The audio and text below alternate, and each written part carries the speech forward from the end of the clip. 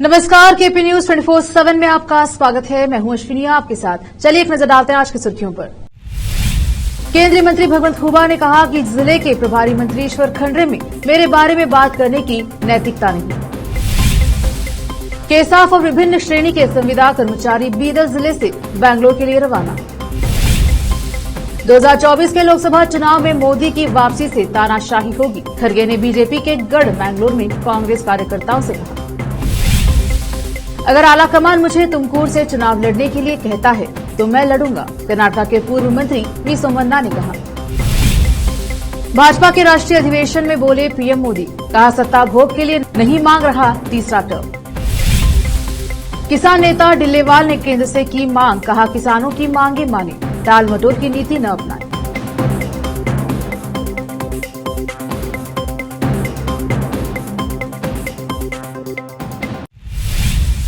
अब समाचार विस्तार से। केंद्रीय मंत्री भगवंत खुबा ने कहा कि जिले के प्रभारी मंत्री ईश्वर खंड्रे में मेरे बारे में बात करने की नैतिकता नहीं है। अपनी नाकामियों पर पर्दा डालने के लिए मुझ पर आरोप लगाना उनकी क्षमता को दर्शाता है।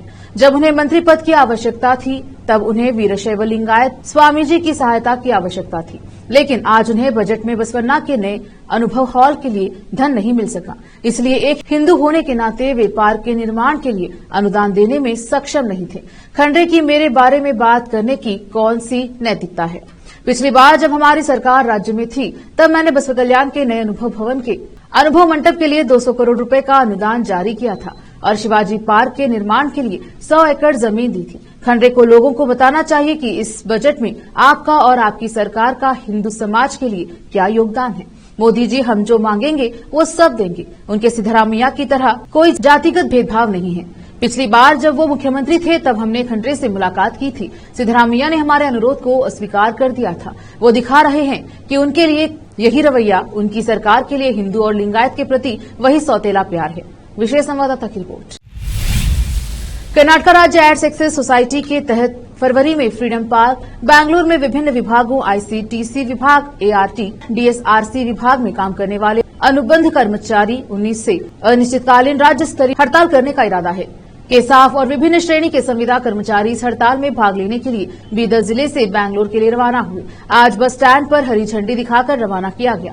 बीदर जिले में 44 कर्मी कार्यरत है और राज्य भर में 1800 लोग ड्यूटी पर हैं। हड़ताल दल की शुरुआत करने वाले अखिल भारतीय विश्वविद्यालय कर्मचारी संघ की कार्यकारी समिति के सदस्य वीरभद्रप्पा उप्पिनी ने कहा कि अनुबंध के आधार पर काम करने वाले लोग अपनी जान जोखिम में डालकर एचआईवी को शून्य पर लाने के लिए ईमानदारी से काम कर रहे हैं। उन्हें सरकार द्वारा दी जाने वाली सभी सुविधाएं मिलनी चाहिए। उन्होंने सेवा सुरक्षा दिलाने की मांग की। विशेष संवाददाता की रिपोर्ट। कांग्रेस अध्यक्ष मल्लिकार्जुन खड़गे ने कर्नाटक के हिंदुत्व के गढ़ मैंगलोर में कैडर को तैयार करने के लिए आयोजित एक रैली में पार्टी कार्यकर्ताओं से कहा कि 2024 के लोकसभा चुनाव में केंद्र में भाजपा और नरेंद्र मोदी की सत्ता में वापसी के परिणाम स्वरूप तानाशाही का निर्माण होगा। केवल अगर हमारे कांग्रेस संसद में अधिक प्रतिनिधि होंगे तो ही हम लोकतंत्र को बनाए रख सकते हैं। अगर मोदी सत्ता में लौटे तो हम पर तानाशाही होगी। भविष्य में कोई चुनाव नहीं होगा। खड़गे ने लोकसभा चुनाव से पहले कांग्रेस कार्यकर्ताओं की पहली बैठक में कहा, भाजपा का लक्ष्य संविधान और लोकतंत्र के लक्ष्यों को प्राप्त करना नहीं है, बल्कि देश पर जितना संभव हो उतना नियंत्रण रखना है। वे सभी स्वायत्त निकायों, मीडिया, न्यायपालिका, प्रवर्तन निदेशालय, आयकर और सतर्कता विभाग को नियंत्रित करना चाहते हैं। सभी संस्थानों पर नियंत्रण हासिल करके मोदी देश पर शासन करने की योजना बना रही है। उसे मजबूत मत करो। हमने पहले भी विकास के लिए कदम उठाए हैं, अब भी उठाएंगे और भविष्य में भी उठाएंगे। हम उनसे बेहतर प्रदर्शन करेंगे। कांग्रेस प्रमुख ने कहा कि बैंगलोर और उडुपी के तटीय क्षेत्र के लोग कांग्रेस को भूल गए हैं, जिसने गरीबों को भूमि अधिकार, मुफ्त शिक्षा, महात्मा गांधी राष्ट्रीय ग्रामीण रोजगार गारंटी अधिनियम और खाद्य सुरक्षा प्रदान की थी और उनकी धुन पर नाच रहे थे।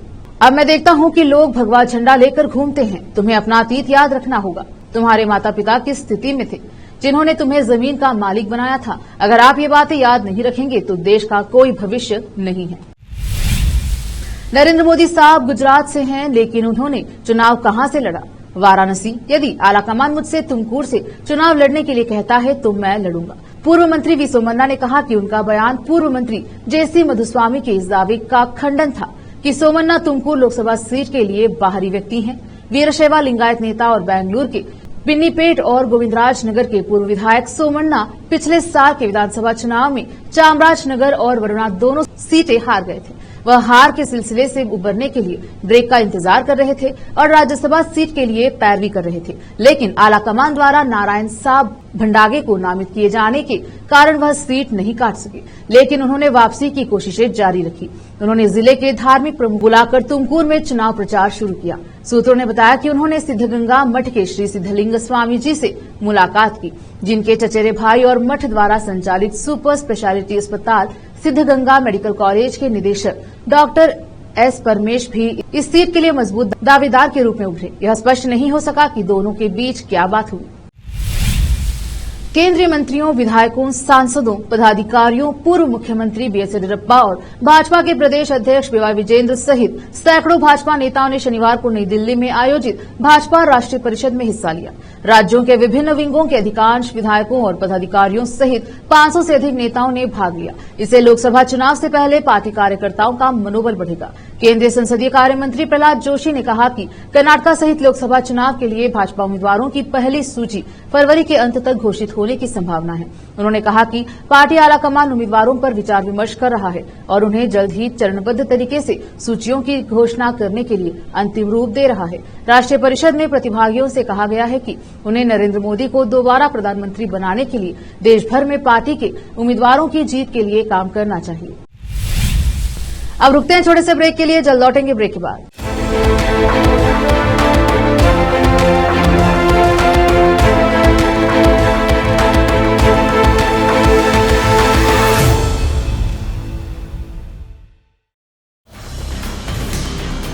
हिंदुस्तान के हर कोने में हम हैं मौजूद।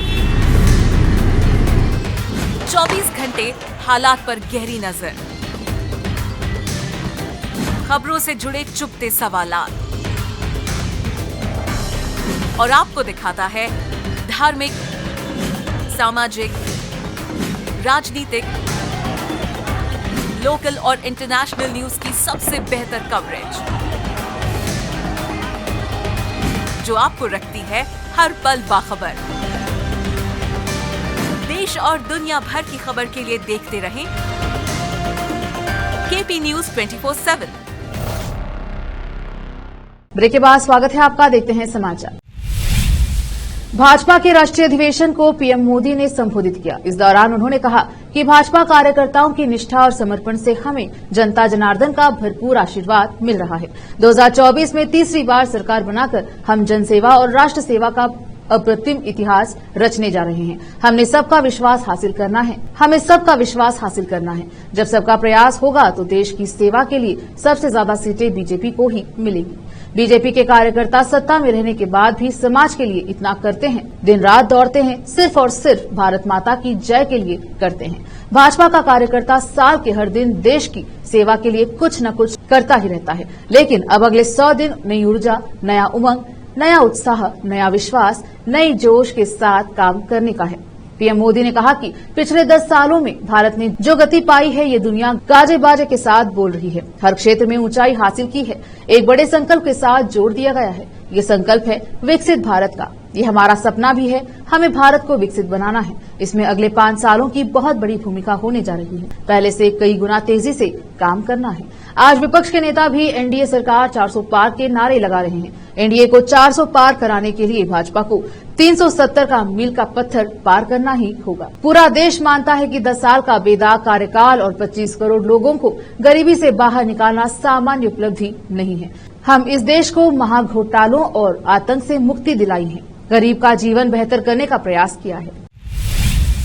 किसान नेता जगजीत सिंह डल्लेवाल ने केंद्रीय मंत्रियों के साथ रविवार को यहां बातचीत से पहले कहा कि केंद्र सरकार को टाल मटोल की नीति नहीं अपनानी चाहिए और आचार संहिता लागू होने से पहले किसानों की मांगे माननी चाहिए।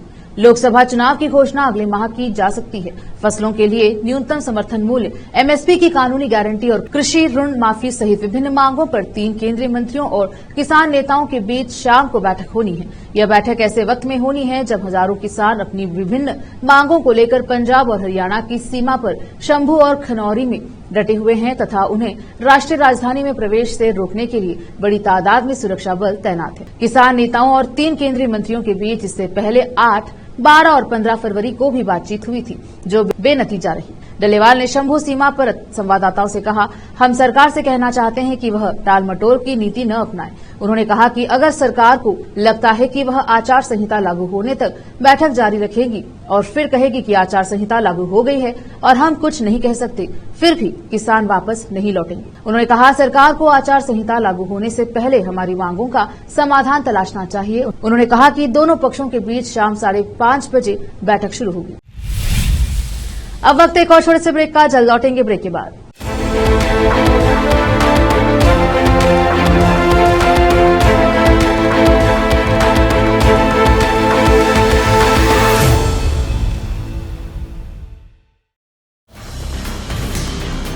हिंदुस्तान के हर कोने में हम हैं मौजूद। 24 घंटे हालात पर गहरी नजर, खबरों से जुड़े चुपते सवालात और आपको दिखाता है धार्मिक, सामाजिक, राजनीतिक, लोकल और इंटरनेशनल न्यूज की सबसे बेहतर कवरेज, जो आपको रखती है हर पल बाखबर। देश और दुनिया भर की खबर के लिए देखते रहें केपी न्यूज 24/7। ब्रेक के बाद स्वागत है आपका, देखते हैं समाचार। झारखंड के मुख्यमंत्री चंपई सोरेन ने पड़ोसी राज्य बिहार की तर्ज पर राज्य में जाति आधारित सर्वेक्षण को हरी झंडी दे दी है। सीएम चंपई सोरेन ने इस बात के संकेत दे दिए हैं कि उन्होंने एक्स पर एक पोस्ट भी किया है। वहीं एक वरिष्ठ अधिकारी ने रविवार को राज्य में जाति आधारित सर्वेक्षण को हरी झंडी मिलने की जानकारी दी। अधिकारी ने बताया कि मुख्यमंत्री ने कार्मिक विभाग को एक मसौदा सर्वेक्षण के लिए मानक संचालन प्रक्रिया तैयार करने और इसे मंजूरी के लिए मंत्रिमंडल के समक्ष रखने का निर्देश दिया। उन्होंने कहा कि यदि सब कुछ योजना के मुताबिक रहा तो लोकसभा चुनाव के बाद कवायद शुरू हो जाएगी। सर्वेक्षण का संकेत देते हुए सीएम चंपई सोरेन ने सोशल मीडिया प्लेटफॉर्म एक्स पर एक पोस्ट किया।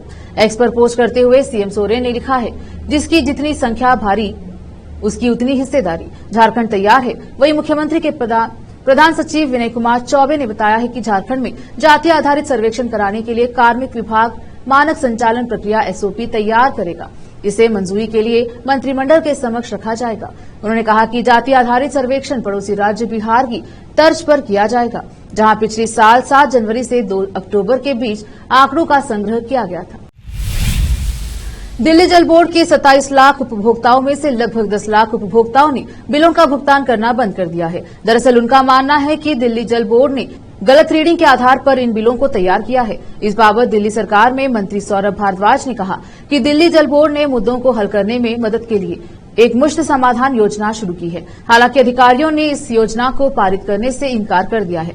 गौरतलब है कि बीते दिनों दिल्ली के सीएम अरविंद केजरीवाल ने भी इस बाबत घोषणा की थी कि उन्होंने कहा था कि दिल्ली सरकार जल्द ही one time water bills settlement scheme लाने जा रही है। दिल्ली सरकार के मंत्री सौरभ भारद्वाज ने इस दौरान कहा था कि जल मंत्रालय द्वारा इस प्रस्ताव को पास कर दिया गया है। कैबिनेट में जल्द ही प्रस्ताव को लाया जाएगा। कैबिनेट से पास होने के बाद वन टाइम सेटलमेंट बिल को लागू किया जाएगा। उन्होंने कहा कि इस स्कीम को लाने का मकसद है कि दिल्ली के लोगों को गलत पानी के बिल की समस्या से छुटकारा दिलाना। उन्होंने कहा था कि वर्तमान में दिल्ली के 10 लाख से अधिक उपभोक्ताओं ने पानी के बिल का भुगतान करना बंद कर दिया है, क्योंकि उन्हें गलत पानी के बिलों को लेकर दिल्ली सरकार से शिकायत है। मध्य प्रदेश के पूर्व मुख्यमंत्री और कांग्रेस के वरिष्ठ नेता कमलनाथ के भारतीय जनता पार्टी में शामिल होने के कयास चल रहे हैं। सूत्रों का दावा है कि 19 फरवरी को वह अपने बेटे नकुलनाथ और कई विधायकों समेत बीजेपी की सदस्यता ग्रहण करेंगे। हालांकि एमपी कांग्रेस इसे केवल अफवाह बता रही है, लेकिन कमलनाथ और उनके बेटे के अचानक दिल्ली आना इस आशंका को और भी प्रबल कर रहा है। इसी बीच उनके बीजेपी में जाने की संभावनाओं पर संजय रावत ने भी प्रतिक्रिया व्यक्त की है। रावत ने कहा कि सभी पार्टियों में ऐसा होता है। हमारे शिवसेना के लोग चले गए, एनसीपी के अजित पवार चले गए, इससे क्या ही फर्क पड़ता है। इन लोगों को लगता है कि इनके होने से पार्टी चल रही है। असल में पार्टी के कार्यकर्ताओं और संगठन से पार्टी आगे बढ़ती है। उन्होंने कहा कि संघर्ष के दिनों में पार्टी छोड़कर जाने वाले लोग डरपोक होते हैं। संजय रावत ने कहा कि इन लोगों ने पार्टी के नाम पर धन कमाया है और अभी ईडी से डर रहे हैं। यह बेईमान और बेवफा लोग हैं और पार्टियों को छोड़कर जा रहे हैं। उन्होंने कहा कि मध्य प्रदेश के विधानसभा चुनाव में कांग्रेस पार्टी नहीं हार सकती है। यह सबको पता था, लेकिन लोगों को लगता है कि कमलनाथ जैसे लोगों ने इस इलेक्शन में गड़बड़ी की और कांग्रेस चुनाव हार गई। इजरायल सेना ने गाजा पर एक और भीषण हवाई हमला किया है। इस हवाई हमले से कोहराम मच गया है। इजरायली सेना ने शनिवार रात को गाजा में जबरदस्त हवाई हमले किए, जिससे कम से कम 18 लोगों की मौत हुई। काफी संख्या में लोग घायल भी हुए। चिकित्सा कर्मियों और चश्मदीदों ने रविवार को यह जानकारी दी। इस बीच अमेरिका ने कहा कि संघर्ष विराम प्रस्ताव पेश होने पर फिर से वह वीटो शक्ति का इस्तेमाल करेगा। अमेरिका इजरायल का करीबी सहयोगी है। वह बंधकों को छुड़ाने के लिए इजरायल और हमास के बीच वार्ता का पक्षधर है। रफह में रात भर हुए हवाई हमले में एक महिला और 3 बच्चों सहित 6 लोग मारे गए, जबकि अन्य हमले में दक्षिण शहर खान यूनिस में 5 लोगों की मौत हो गई। इसके अलावा इजरायली हमले की चपेट में आने से गाजा शहर के एक घर में रहने वाले 7 लोगों की जान चली गई। वहीं विश्व स्वास्थ्य संगठन WHO के प्रमुख ने कहा कि दक्षिणी गाजा में सेवा देने वाला मुख्य चिकित्सा केंद्र नासिर अस्पताल पिछले सप्ताह के अंत में इजरायल द्वारा की गई छापेमारी के बाद से संचालित नहीं हो पा रहा है। पाकिस्तान चुनाव में धांधली होने पर अधिकारी के खुलासे ने सियासत में भूचाल ला दिया है। बता दें कि पाकिस्तान के कमिश्नर ने प्रेस वार्ता करके दावा किया है कि चुनाव में उनके सामने धांधली की गई थी। इतना ही नहीं, उन्हें हारे हुए उम्मीदवारों को 50,000 मतों से जिताना पड़ा। यह कहकर कमिश्नर ने अपने पद से इस्तीफा दे दिया। इसके बाद पीटीआई के कार्यकर्ता पाकिस्तान की सड़कों पर विरोध प्रदर्शन करते हुए उतर आए। इमरान खान की ओर से शुरू से ही चुनाव में धांधली के आरोप लगाए जाते हैं। लिहाजा अब पाकिस्तान के निर्वाचन आयोग ने एक शीर्ष प्रशासनिक अधिकारी की ओर से लगाए गए उन आरोपों की जांच के लिए एक उच्च स्तरीय समिति गठित की है। यह कमेटी उन आरोपों की जांच करेगी जिनमें कहा गया था कि जेल में बंद पूर्व प्रधानमंत्री इमरान खान की पार्टी के साथ रावलपिंडी में चुनाव में न्यायपालिका और निर्वाचन आयोग की शह पर धांधली की। रावलपिंडी के पूर्व आयुक्त लियाकत अली चट्ठा ने शनिवार को आरोप लगाया कि शहर में जो उम्मीदवार चुनाव हार रहे थे उन्हें जिताया गया है। उन्होंने दावा किया कि रावलपिंडी में 13 उम्मीदवारों को जबरदस्ती विजेता घोषित किया गया। उनका यह बयान ऐसे वक्त में आया है जब खान की पाकिस्तान तहरीक-ए-इंसाफ पीटीआई पार्टी ने 8 फरवरी को हुए आम चुनाव में धांधली और पार्टी को मिले जनादेश को छीन जाने के खिलाफ देशव्यापी विरोध प्रदर्शन शुरू किया। फिर से एक नजर आज की सुर्खियों पर। केंद्रीय मंत्री भगवंत खुबा ने कहा कि जिले के प्रभारी मंत्री ईश्वर खंड्रे में मेरे बारे में बात करने की नैतिकता नहीं। केसाफ और विभिन्न श्रेणी के संविदा कर्मचारी बीदर जिले से बैंगलोर के लिए रवाना।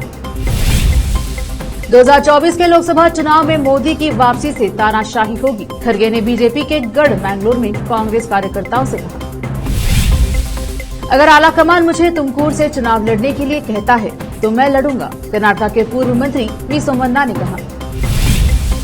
भाजपा के राष्ट्रीय अधिवेशन में बोले पीएम मोदी, कहा सत्ता भोग के लिए नहीं मांग रहा तीसरा टर्म। किसान नेता डिल्लेवाल ने केंद्र से की मांग, कहा किसानों की मांगे माने, टाल मटोल की नीति न अपनाएं।